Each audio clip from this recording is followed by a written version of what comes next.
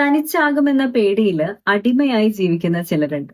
ചില ബന്ധങ്ങളെല്ലാം അൺഹെൽത്തി ആണ് അല്ലെങ്കിൽ ടോക്സിക് ആണ് ഒക്കെ തിരിച്ചറിഞ്ഞിട്ടുണ്ടാകും.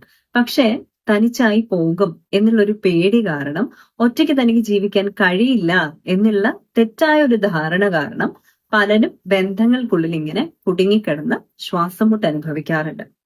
എന്നാൽ അവർക്ക് നമുക്ക് പറയാവുന്ന ഒരേ ഒരു ഉപദേശം എന്ന് പറയുന്നത് സ്വന്തം സെൽഫ് വർത്ത് എന്ന് പറയുന്നത് തിരിച്ചറിയുക. സ്വന്തം ഇൻഡിപെൻഡൻസിനെ കുറിച്ച് ഒന്ന് ചിന്തിക്കുക. ഇൻഡിപെൻഡന്റ് ആയ കുറച്ചു നാളൊന്ന് ജീവിച്ചു നോക്കുക. ആ സമയത്ത് ഈ ധാരണകളൊക്കെ മാറാൻ തുടങ്ങും. മറ്റു ചിലരെ സംബന്ധിച്ച് അൺഹെൽത്തി ആയിട്ടുള്ള ബന്ധങ്ങളിൽ കുടുങ്ങിക്കിടക്കാനുള്ള കാരണം എന്ന് പറയുന്നത് കണ്ട് ശീലിച്ച ബന്ധത്തിന്റെ ഒരു പാറ്റേൺ എന്നുള്ളത് മാത്രമായിരിക്കും.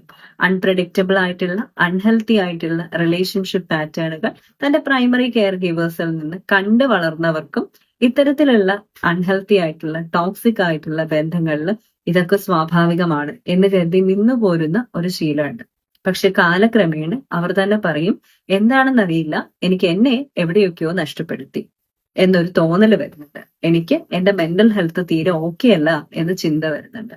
അപ്പൊ എത്രമേൽ അൺഹെൽത്തി ആണ് ബന്ധം എന്ന് പറഞ്ഞാൽ അത്രമേൽ നിങ്ങൾ അവിടെ കൊടുക്കുന്നത് തീർച്ചയായിട്ടും നിങ്ങളുടെ മെന്റൽ ഹെൽത്തിന് മേലെയുള്ള ഒരു സാക്രിഫൈസ് തന്നെയായിരിക്കും. അപ്പൊ അവിടെയെല്ലാം നിങ്ങളെ പ്രയോറിറ്റൈസ് ചെയ്യുക, അല്ലാതെ ബന്ധങ്ങളെ നഷ്ടപ്പെടുത്താൻ വേണ്ടിയിട്ടല്ല പറയുന്നത്. നിങ്ങളെ പ്രയോറിറ്റൈസ് ചെയ്യുക. നിങ്ങൾക്ക് ഓക്കെ അല്ലാത്തൊരു റിലേഷൻഷിപ്പ് പാറ്റേൺ തിരുത്തപ്പെടണം എന്നുള്ള രീതിയിൽ തന്നെ നിങ്ങൾ നിൽക്കുക. നിങ്ങൾക്ക് വേണ്ടി സംസാരിക്കാനും നിങ്ങൾക്ക് വേണ്ടി നിലകൊള്ളാനും നിങ്ങൾക്ക് ആ ഒരു ശക്തി ഉണ്ടാകും. അതല്ലാതെ മറ്റൊരു ശക്തി വന്ന് നിങ്ങൾ രക്ഷിക്കും എന്നൊക്കെ വിചാരിച്ചിരിക്കാൻ തുടങ്ങിയാൽ നമ്മൾ അങ്ങനെ തന്നെ നിന്ന് പോകത്തേ ഉള്ളൂ.